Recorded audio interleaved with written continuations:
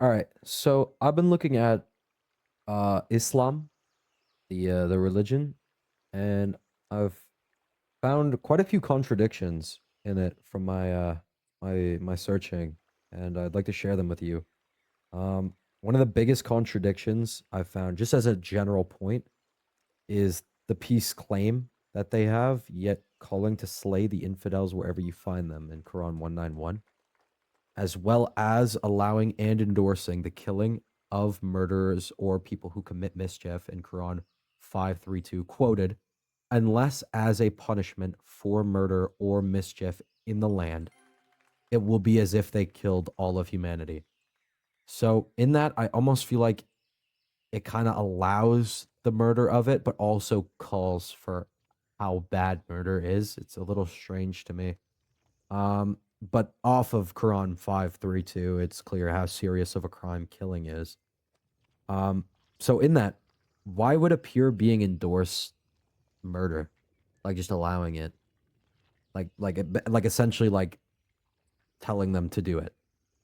Secondly, prisoners of war were allowed to be taken advantage of by the word of their own deity or their god. Quran 424. If you're curious, I'd advise you to see for yourselves. It's pretty strange. On a similar note, Muhammad had not only had essentially allowed any age relationships in Quran 6:5, verse 4, he was also a committer of said act, as he had 13 wives, and most of them were in the not appropriate age category.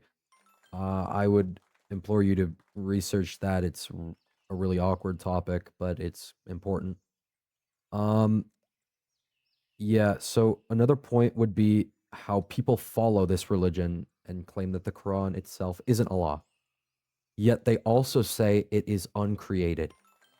In turn, leaving two eternal things, as if Allah did not create it, that would make them two eternal beings, not one, which kind of contradicts the one God.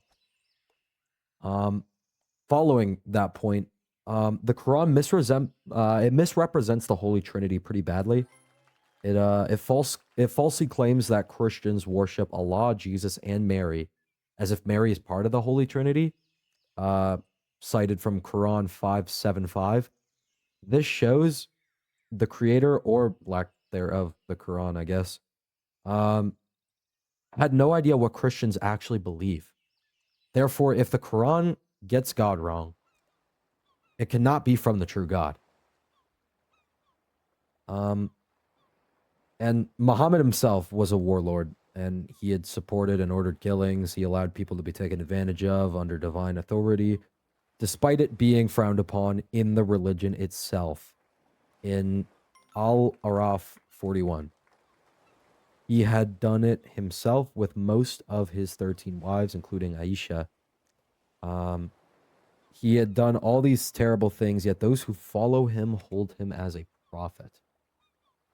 But on another term of forcing, I had also found that in the Surah al Barak or Quran 2:256, it states, "Let there be no compulsion in religion." The exact definition of compulsion, meaning no forcing, right? So essentially meaning let there be no forcing in religion, as that is the definition of it.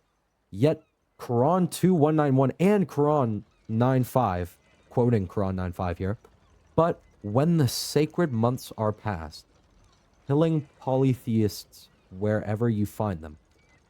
Now, that verse does speak at the end of it about if they repent, they can be forgiven. But I personally find it a little strange how, the God that they worship, who invites people into the home of peace in Quran 10:25, would be so quick to violence and anger. And another point of contradiction for me would be in Quran 590, the exact quote of it: "O believers, intoxicants, gambling, idols, and drawing lots for decisions are all evil of Satan's handiwork." However, in Quran 47:15, as it is talking about the holy paradise, keep that in mind, they mention a river of wine in a pure paradise. an intoxicant. So why would their God put something outright said to be the handiwork of Satan in a holy place? Regardless of all this, these are only my findings from my research on the Quran, and I do encourage you to look for yourselves on what the Quran really is and form your own opinion on it. But the last part of it would be, this is not an attack on any person who believes in it. Right? Like I'm not directly attacking a person. I'm just pointing out my findings for the religion. But yeah, thank you for listening.